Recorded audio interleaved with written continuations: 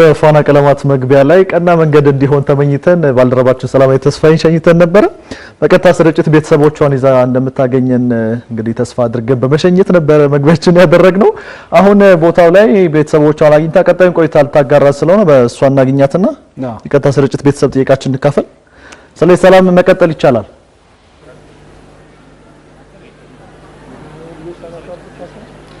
አመሰግናለሁ። እንዴት ናችሁ ተመልካቾቻችን? ፋና ቀለማት ቤተሰብ ጥያቄ ሰዓታችን ላይ እንገኛለን። ቀደም ሲል ስቱዲዮ አግኝቻችሁ ነበር። አሁን ግን ከስቱዲዮ ወጣ ብለን ሚሊኒየም አዳራሽ ነው የምንገኘው። ትልቅ ዝግጅት አለ። ዛሬ በቢላል ሀበሻ የ25ኛ ዓመት ምስረታ በዓላቸውን እያከበሩ ነው። በእርግጥ ትንሽ ወራት ተቆጥረዋል ማክበር ከጀመሩ 25ኛ ዓመታቸውን። የመረዳጃ እድርና የልማት ማህበር ነው። በጣም በርካታ ስራዎችን በኢኮኖሚያዊ እንዲሁም ማህበራዊ ድጋፎችን በማድረግ ብዙ ስራዎችን የሰራ የመረዳጃ እድር ነው። ስለዚህ ከነርሱ ጋር ጥቂት ቆይታ እናወራለን፣ እንጫወታለን። አመሰግናለሁ። ማን ይባላል ስሞት እንተዋወቅ?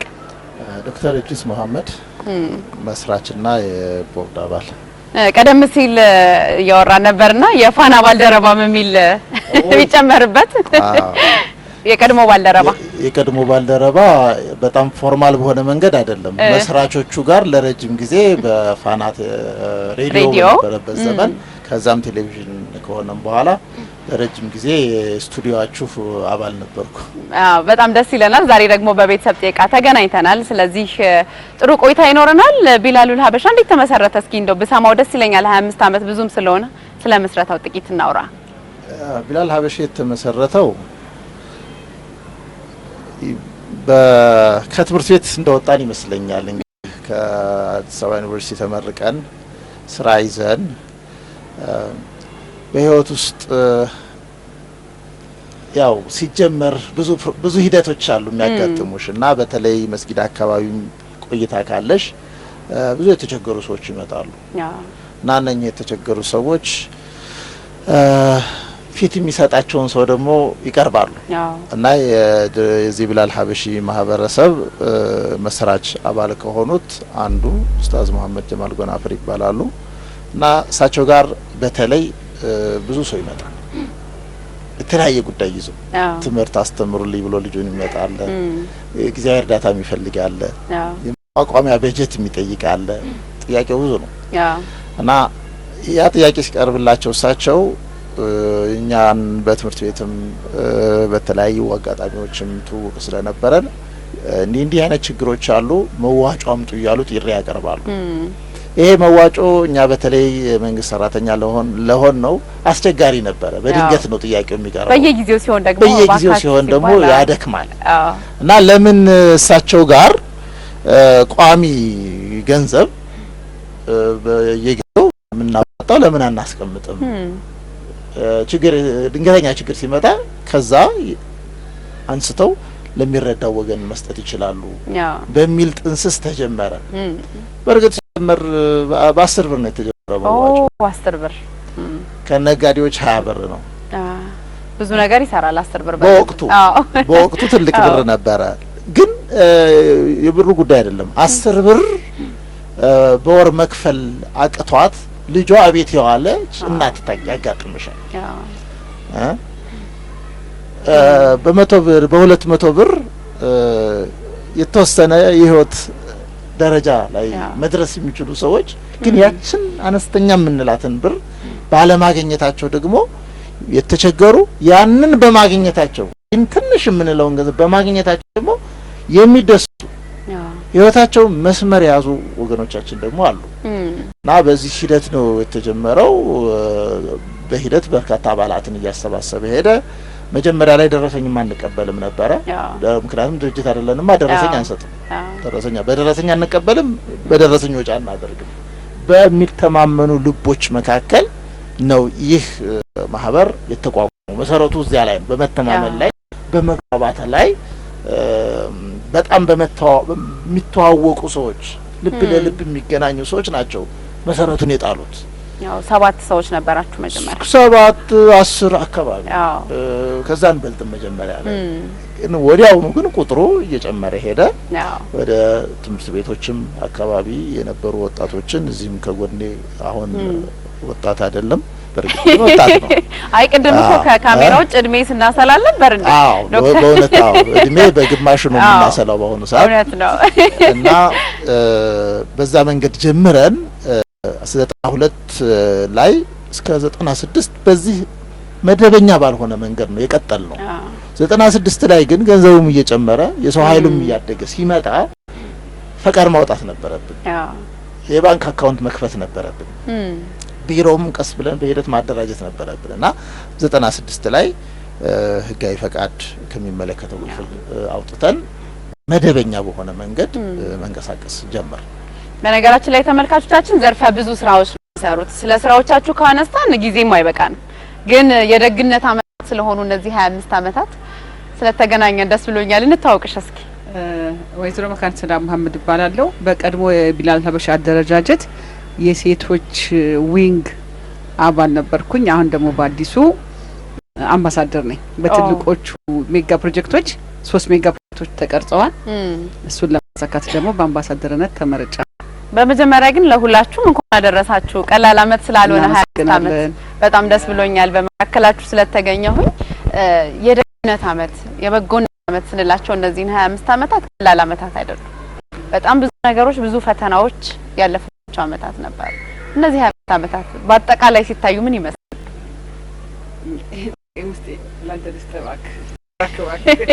ቀጥታ ስርጭት ስለሆነ እመጣለሁ ወደ እሺ።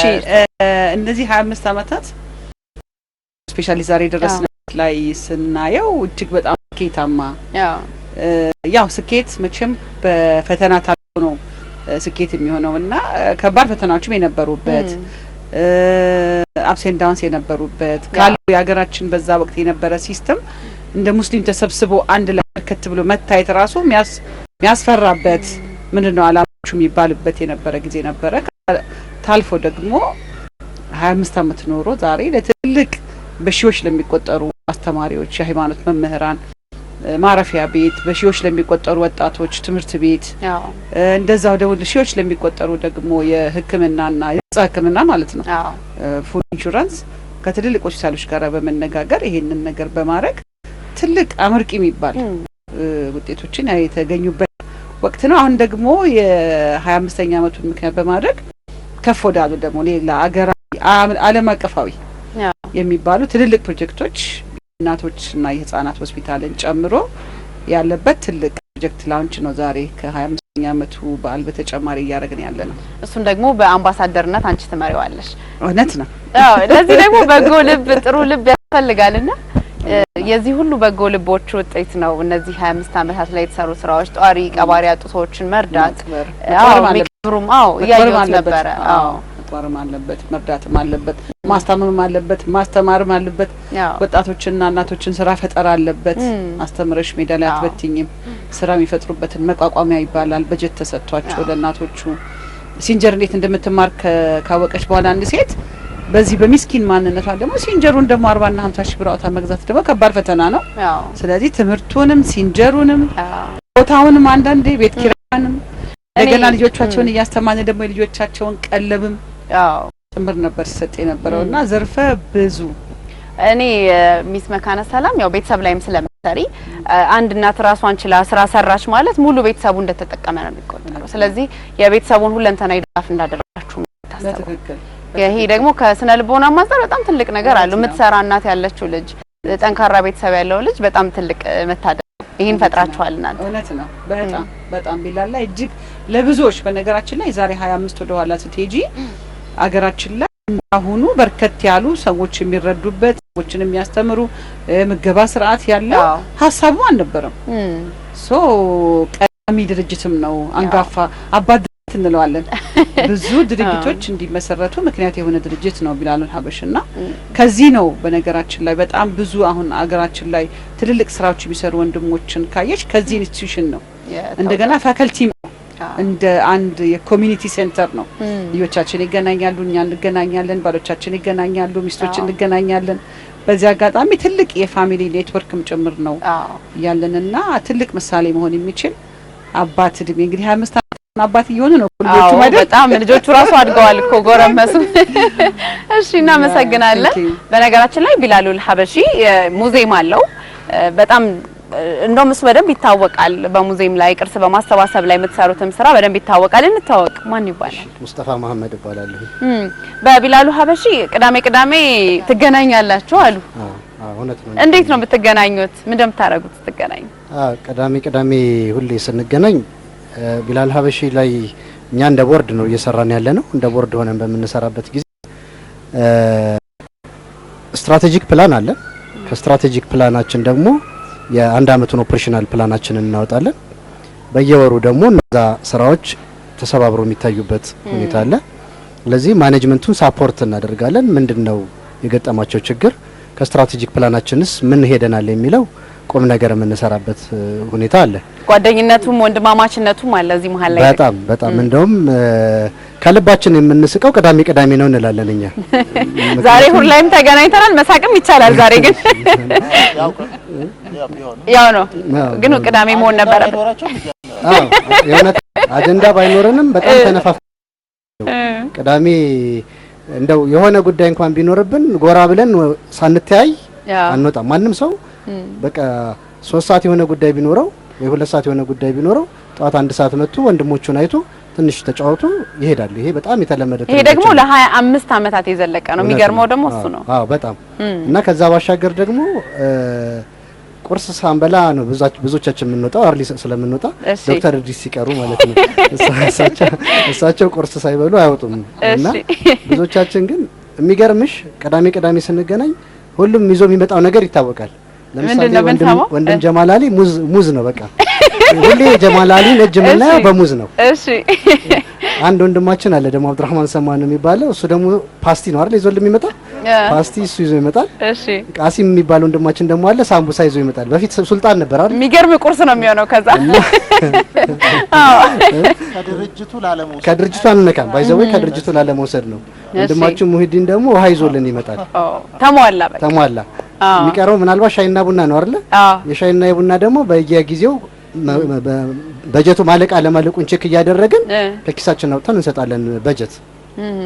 በዚህ ልክ ተጠንቅቀን ነው ድርጅቱን እየመራ ነው ያለና እና በቃ ፓስቲው ምኑ ቁም ነገሩ ቀልዱ ሁሉ ማሮ ያለበት ነውና እንደው አጀንዳ አይኖር እንኳን አጀንዳ ፈጥረን ነው የምንገኘው። ዋናው ወንድማማችነቱ ቤተሰባዊነቱ ነው። እኔ ግን ብዙ ጊዜ እድሮች ይቋቋማሉ ወይም ደግሞ በማህበር የሆነ ነገር ይጀምራል። አንዳንዴ ዳር አይደርስም። 25 አመት ብዙ ነው። ሚስጥሩ ምንድነው? ለአመት የዘለቃችሁበት? ብዙ ሚስጥር አለው። ሚስጥሮቹ አንደኛውና ዋነኛው ፎርማታችን ነው እንላለን። እድር መሆኑ እድር መዳዳት ነው። ኤንጂኦ ቢሆን እኮ የሆነው ከሆነ ነገር መቦጨቅንም ይመኛል እና እድር መሆኑ አንዱ ጥሩ ነገር ነው። እድር የመረዳዳት ወንድማማች ቤተሰብ ይሄ ነው የእድር ስነ ልቦና ይዘን ማምጣታችን ነው። ሁለተኛው ነገር ደግሞ ቢላል ሀበሺ ላይ ያለን ወንድማማቾች እህቶቻችንን የምንመካነ ሰላምም እንደዚሁ በቃ ልብ ለልብ ነው ብዙ ጊዜ የምንናበበው ልብ ለልብ እንጂ እንዲህ የሆነ ፊዚካል ማቴሪያል የሆኑ ነገሮች ላይ ትኩረት አናደርግም። ምናልባት አንዳንድ ጊዜ ሲሪየስ ስራ ስንገመግም እንደ ስራ እኮ አልሰራንም እንላለን። ሲሪየስሊ ስራ ስንገመግም ምንድነው 10,000 ተማሪ 15,000 ተማሪ ማስተማር ከኛ ይሄ የሚጠበቅ ነው እንዴ? እንዳለን አቅም በእኛ አባሎቻችንም ከጀርባችን ያሉትም ነጋዴዎች እንዳለን አቅም ብዙ ገንዘብ ሞቢላይዝ ማድረግ እንችል ነበር። ግን ያንን አይደለም የፈለግነው በደግ ልብ አብሮ መሰባሰብን ነው።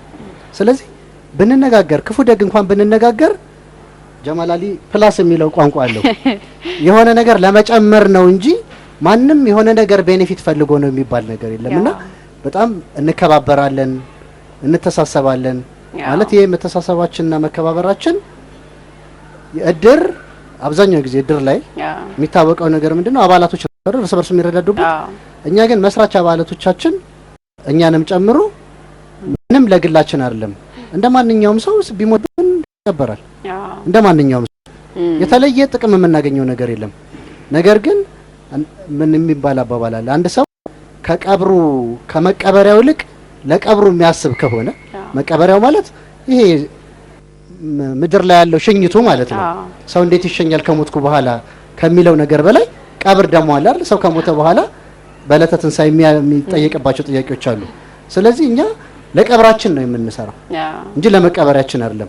ያም እንደዚህ አይነት ስለ ልቦና መኖሩ ረጅም ጊዜ ኮንሲስተንት ሆነን እንድንሰራ አድርጎናል። ፕላስ ስራም ስንሰራ ደግሞ ግራጁዋል በሆነ መንገድ ነው የሰራነው። ይሄም ጠቅሞናል ብለን እናስባለን። ያው በጣም 25 ዓመት ብዙ ስለሆነ ብዙ የምታወሩት ነገር ይኖራል ብዬ አስባለሁ። አመሰግናለሁ። እንታወቅ፣ ማን ይባላሉ? ስሜ ጀማል አሊ ይባላል። የቦርድ ሜምበር ነኝ፣ አባል ነኝ። ቁርሱ ስለ ቁርሱ ብዙ ስለሰማን ምናልባት ለየት ያሉ አንድ 3 ነገሮች ልንገርሽ ከቤተሰብ ፕሮግራምሽ ጋር ከተያያዘ ምናልባት ላለቆች ሪፖርት ያላረኩት ነገር ነው። 3 ነገሮች ነው። አንደኛው ምንድነው ከገጠመኞች ከ25 ዓመት 30 ወደ 35 ዓመት የሚሄድ ጉዳይ ነው። ምን ይሆናል ሰሞኑን ቢሮ ከፍተናል ደሴ ላይ። ደሴ ላይ አንድ ወንድም አገኘዋለሁ። ወንደሰን ይባላል። ስሙን ለመጥራት እንግዲህ አላስፈቀድኩም፣ ግን ወንደሰን ይባላል። ይህ ወንደሰን ልጁን አምጥቶ በቢላል ታቅፋ የትምህርት ድጋፍ ይደረግላታል። ልጁ ግን ልጁ አይደለችም፣ ሌላ የሚረዳት ልጅ ነው። መነሻውን ያደረገውና ይነግረኛል ከ1984 ላይ አንተን አውቃለሁ ይለኛል። ምን አድርገህ ዩኒቨርሲቲ እያለ እንዲህ ትረዳ ከውትድርና ተመልሼ እንደዚህ ረድተኛል ይለኛል። ሰዋት ያ መነሻ ሆኖ አሁን ልጆች የሱ ያልሆኑት ልጆች እየረዳ ከ35 ዓመት በኋላ አገኘሁት። ስለዚህ በጎነት ድንበርም ከለርም ዘርም የለው። ይህ አንደኛው ምሳሌ ነው። ሁለተኛው ከለር የለውም ድንበር የለውም። እንደ ቅድም እና ዶክተር እንደነገሩሽ የምንሰበስባት ብር ነበረች። እኔ በምሰራበት የኢትዮጵያ መንገዶች ፓስታን ውስጥ 12 ዓመት ሰርቻለሁ። እዛ ሰራ አንድ አይሪሻዊ ነበር። ምን እያረክ ነው ይለኛል። አይ ይሄን የምሰበስበው ለኒዲ ፐርሰንስ ነው ለኦርፋኖች ነው ስለው አይ ዋንት ቱ ቢ ሜምበር አለ። በአባላታችን ውስጥ የውጭ ዜጋ ያለበትም የውጭ ፍራንክ አንቀበልም። ተፈቀደልኝ ብቻ ዶክተር ያስታውሳል። ለሱ ብቻ ያ ሰው 60 ብር ይሰጠኝ ነበር። ትልቁ ገንዘብ ብሎ ማለት ነው። ትልቁ ነበር። አንዱ ነው ድንበር የለሽ ምስናል። ሶስተኛ ምሳሌ የምሰጥሽ ምን ይሆናል ሕክምና ምናልባት ሪፖርቶቻችን ሰምተሻል። ከአፔክስ ኢንዲያን የሚባል ሆስፒታል ግን የሕክምና ስራ ስንሰራ ከሆስፒታል ነው ሄደን የለቀምነው። ጀስት ዊ ጎ ሆስፒታል ሄደን ሰዎችን ለቅም ተራ የሚጠብቁ ሰዎች እዛ ውስጥ ሃይማኖት ምናምን የሚገባ ነገር የለም። ስንቀብል መጣን አስረከብን። ከታከሙት ውስጥ አንዱ ሰው ታክሲ ውስጥ ይሰማል ይመስለኛል። ከዛ ስራ አስኪያጁን ፈልገው አቶ ሲሳይ ይባላሉ። አሁንም ስማቸውን ባላስፈቅድ ስራ አስኪያጁን ፈልገው ደውለው መጣው ምን የመሰለ ሕክምና አገኙ። እና በቢላል ያየነው ይሄ በጎነት ድንበር የሌለው ሃይማኖት የሌለው ከለር የሌለው ድንበር ታይተናል። ሁሉም ቢከተለው መልካም ነው እንላለን። ለዚህ ስራችሁ ደግሞ እናመሰግናለን። እስኪ እናጨብጭብ ለቢላሉ። በጣም እናመሰግናለን። የብዙዎች የጥረት ውጤት ነው። እንዲሁም ደግሞ እንዳልነው በበጎነት የመነሳሳት ጥሩ ልብም የሚፈልግ ስራ ነው። እንደምን አሉ? እንታወቅ። ማን ይባላሉ? አህመድ ያሲን ይባላሉ። ማይኩን ጠጋ አድርገው እንዲሰማልን በደንብ። አህመድ ያሲን ይባላሉ። መስራችና የቦርድ አባል ነኝ። ያው ስለ ቢላል ብሉ እየተነገረ ነው። ስለ ቢላል ብዙ መናገር ያው እዚህ ስላለ እንትናለን እና ቢላልን የቦርድ አባል ሁኜ ማለት ቅዳሜን እናፍቀዋለሁ በጣም ከምን በላይ መጀመሪያም ደርሰው እኔ ነኝ እኔ ካለው ጀምሮ ምክንያቱም በቃ ልክ ላይክ ሰውየው ምንድነው ወደ አኺራ ሄዶ በእኛ በሃይማኖት ነገ አብሮ ሰውየው ከሚወደው ጋር ይቀሰቀሳል ስለሚሉ የቢላልን አባሎች በሙሉ በቃ ልብ ይላል አብረን የምንቀሰቀስ ይመስለኛል። በጣም በጣም በጣም እጅግ በጣም እና የቢላል ነገር ምንም ባወራው እንትን አይልም። ጥሩ ነገር ነው። በቃ ስራውን ወደዋለሁ። ይሄ ሁሉ ከዚህ በላይ ወደፊት እንደሚሆን አውቃለሁ። ሁላችንም በአምሳኛው ቤት ኑረን አምሳኛውን የምናከብርበት ጊዜ ቢመጣ ወዳለሁ እላለሁ። አሜን አሜን። እናመሰግናለን። እንታወቅ እርሶው ጋር። እሺ፣ አመሰግናለሁ። ስሜ አብዱ ኢብራሂም እባላለሁኝ። የቢላል የረጅም ጊዜ አባልና የቦርድ አባል ነኝ። ከመስራቾቹ መካከል አይደለም? እንደዛ ለማለት ይከብደኛል። 23 ምናልባትም ፎርማል ከሆነ ከ96 ጊዜ ጀምሮ ነበርኩኝ።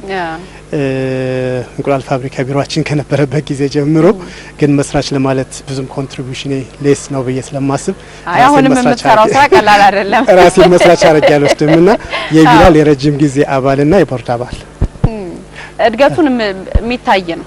ለውጥ የሚታይ ለውጥ አለው። ከዛ ደግሞ እያንዳንዱ ነገር ልክ ሰዎች ደስ ብሏቸው ሲታይ በጣም ጥሩ ስሜት የሚሰጥ ነገር ነው። እንዴት ታየዋለህ እድገቱን? የቢላል እድገት በጣም የሚገርም ነው። እኔ እንደ አጋጣሚ የምሰራው ላለፉት 25 ዓመታት ከኢንተርናሽናል ኤንጂኦስ ጋር ነውና በውጭ ፈንድ ምን እየተሰራ እንደሆነ አውቃለሁ። ግን ቢላል መጀመሪያ ከሰዎች የኡስታዝ መሐመድ ጀማል አባባል አለ፣ ቀልባቸውን ነው የሚፈልገው። ስለዚህ ኤቭሪባዲ በቀልቡ ተገናኝቷል።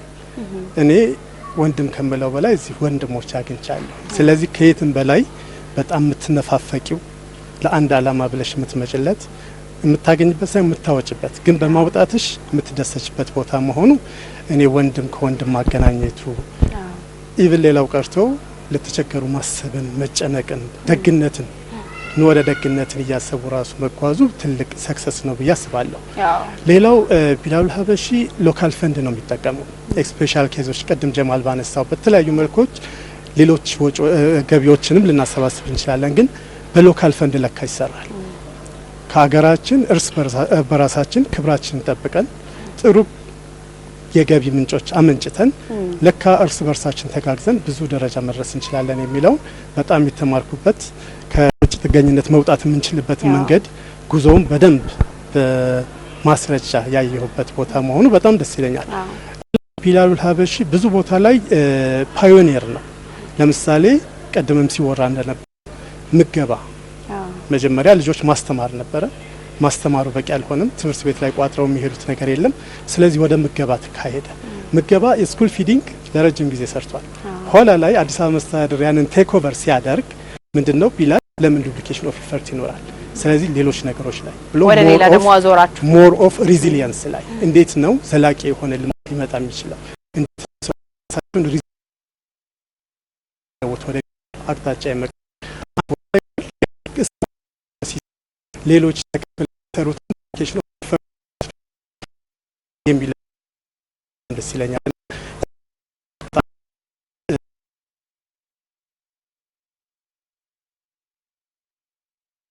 ብዙ ተሞክሮች አሉ እናውራ ብንል ረጅም ይሆናል። ሰዎች ላይ ማገልገል ነው መስራት ደግሞ ለህይወትም ለራሳችን ለቤታችን ለኑሯችን የሚጠቅሙ ልምዶችን የምንቀስምባቸው ናቸው። ዶክተር ወደ አረኩኝ የመጨረሻ አንተ ጋር እናምጣው ብዬ ነው። እኔ በጣም ቢላል ሀበሺ በጣም ይገርመኝ የቅርስ ማሰባሰብ ስራ ትሰራለህ። ይሄ ደግሞ ሀገራዊ ነው።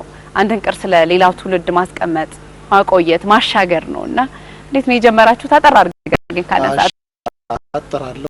የአዲስ አበባ ዩኒቨርሲቲ ነው ማስተምረው እና ማኑስክሪፕት ጥናት ዘርፍ ላይ ያለሁት የኛ የሆነ ሰንካው የኛው ነበረ።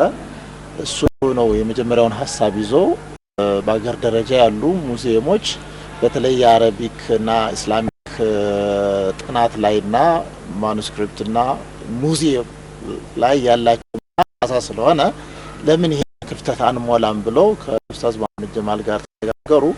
መነሻው ያ ነው። ያ ጥንስስ ነው ተጀምሮ ቢላልም ጉዳዩን ቦርዱ አይቶ ቦታ ሰጣቸው። ከዚያ በኋላ ለዚህ አገልግሎት የሚውል ፈንድ ያፈልጉ ከማህበረሰቡ አሁን በሀገር ደረጃ ምናልባት አብዱላ ሸሪፍ በይዘት አብዱላ ሸሪፍ ከፍ ሊል ይችላል። በቴክኒክ እና ውበት ደግሞ የኛ እንደ ሀገር የመጀመሪያው ደረጃ ነው። ምክንያቱም አዲስ አበባ ዩኒቨርሲቲን ማውቀዋለሁ፣ አብዱላ ሸሪፍንም አይቻለሁ። በአጠቃላይ እቃዎች የተደረደሩበት የታሪክ አሰናነዱና ደግሞ ሁለገብ ከመሆን አንፃር በመላው ኢትዮጵያ ያለውን ታሪክ በስዕልም በማኑስክሪፕት በእጅ ጽሁፍ ደረጃም በአልባሳትም በፎቶግራፍም በጥቃቅን ሰነዶችም በቅንስናሽ ሳንቲሞችም ሁሉም በሁሉም ዘርፍ በማደራጀት ረገድ በጣም የተሳካለት ነው። የውጭ እንግዶች በተለይ ከኢትዮጵያ አየር መንገድ ጋር ውል ተፈራርመናል።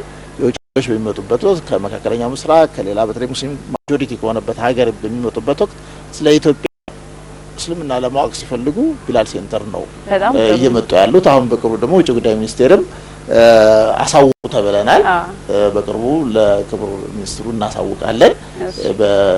በቅርቡ የጠቅላይ ሚኒስትር ማሌዥያ መጥተው ነበረ፣ ግን ሳንፎርቹኔት እኛን ሳይሆን የሄዱት እና ያንን ቢመለከቱ ለሀገር ገጽታ ግንባታ ከፍተኛ አገልግሎት ይኖረው ነበርና እንደ ሀገር ያው እንደ ቅርስም ቅርስ ጥበቃም አንፃር የሀገር ገጽታንም ከመገንባት አኳያ ትልቅ ሚና እየተጫወተ ያለ ሙዚየምም አለን። እሺ እናመሰግናለን። ከዚህ በላይ ማውራት እንችል ነበረ፣ እውነት ነው።